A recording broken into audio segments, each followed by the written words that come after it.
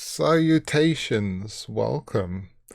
I didn't want to actually post this until I added a little bit more to it, but my scatterbrain self is like, hey, just other things. I participated in my first game jam not too long ago. It's still getting voted at the moment, so I'm going to wait until the voting ends.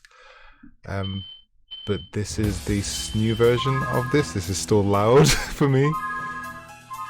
As you can see, I completely revamped the kind of the interface with new UI elements and stuff like that.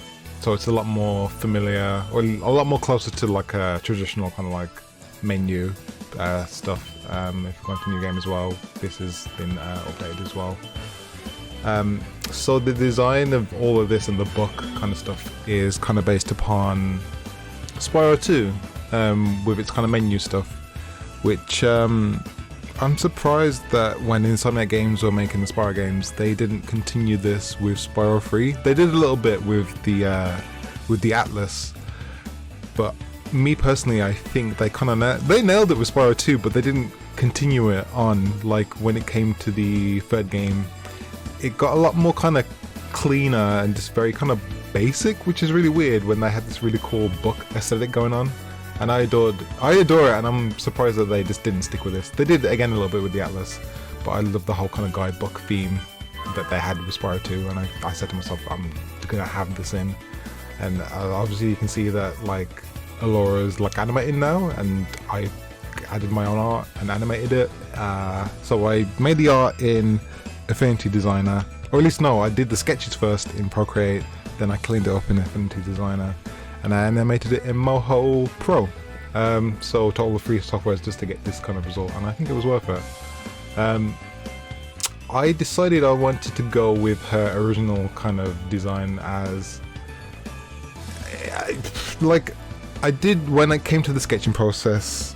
I did want to design her so she looks good in both her original design and her reignited, because there's like the fan base got divided once Alora got kind of showed off for the first time, and I'm still on the fence. Like it's taken some time. I do like reignited Alora, but I've always got a soft spot for like the original OG Alora. And the reason why I wanted to kind of mess around with like a design which would fit kind of both designs. Again, I'll probably put this up on screen as well of the concept sketches that I did. Is I think like what I would love to do, I don't know if I'm going to implement this yet, is I'd love to like add kind of different kind of alts to different characters. So like with Alora, I'd make an alt that which does feature her reignited look over obviously this design.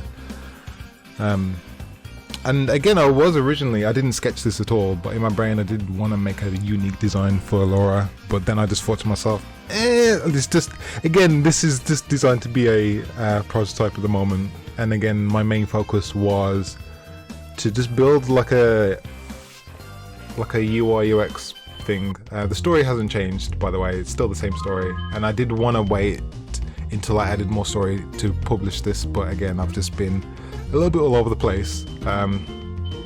So again, it's the same story, but obviously you can see it actually uses the animated sprites now.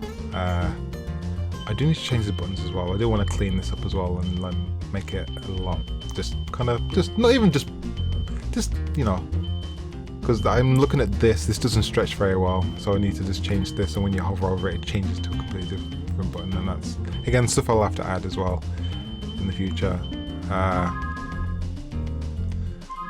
But I think that's it. I think again, if I were to do any other changes, I might actually change the font here as well, because it uses this kind of like 3D kind of Beverly kind of stuff. And I think it's not, I'm not going to say it's not readable, because I can read it, but I don't know if that's like a nostalgia thing, because like for example with Reignited, they changed the whole kind of 3D font, and I remember when I first looked at it for the first time when Reignited came out, and I was like, I don't like this font. But going back and forward, because I've messed around with mods and stuff that kind of replaced the font, so it uses the more kind of this kind of font. and it is kind of slightly hard to read, even though I know what it's saying. I can understand why they changed it, and again, it's like, it's one of those cases where I think nostalgia can be a bit dangerous, and I will hold my hand up and say yes. Sometimes I will say that sometimes it does kind of warp your mind of all your opinions and stuff. And I'm going to go a little bit off topic here. Well, it's not really off topic. Like, I remember when I first saw the UI and the UX interface for Spyro Reignited, and I remember the first time I seen it, I did not like it, but at the time I didn't really study UI UX, and I didn't really understand why I didn't like it, but obviously now kind of self-teaching myself UI UX, I know the reason why. And it's like, again, it goes back to the whole kind of the menus that came before it. I could go on a huge rant. I'm not going to go too much into it, but I'll probably save for another time. It doesn't really have, like, obviously the point of the remaster is to kind of make stuff like feel like it came from the original game, but the UI doesn't reflect anything what the previous 3 games did. Like, it's funny as well, because I remember in Reignited with Spyro 1, one of the dragons mentions the guidebook, which was never mentioned in Spyro 2, well, sorry, Spyro 1, but is only mentioned in Spyro 2 in the original PS1 version. So maybe they were gonna have the whole book interface kind of UI stuff going on for Reignited, but they didn't commit to it fully, which is a shame. You can open up a guidebook and there's a menu section for the guidebook, but it's not like, it doesn't reflect, it doesn't show it, it actually doesn't feel like it. And I love what Spyro did, because the guidebook is an actual in-game item that you collect at the start of the game. And as soon as you start the game, you can pause the game, and the menu stuff is the guidebook.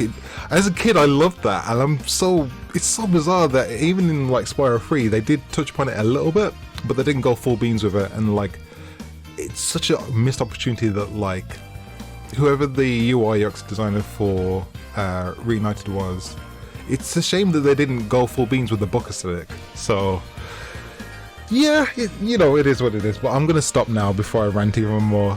So this is it for now at the moment, and again, I won't show any more until I've actually added more story for Laura, and I think I'm gonna at least finish the first kind of part of her story before I publish it. So she'll I've got like an idea in mind for like how the story is going to progress. It is going to like branch off into different stuff, but again, I don't want to say too much.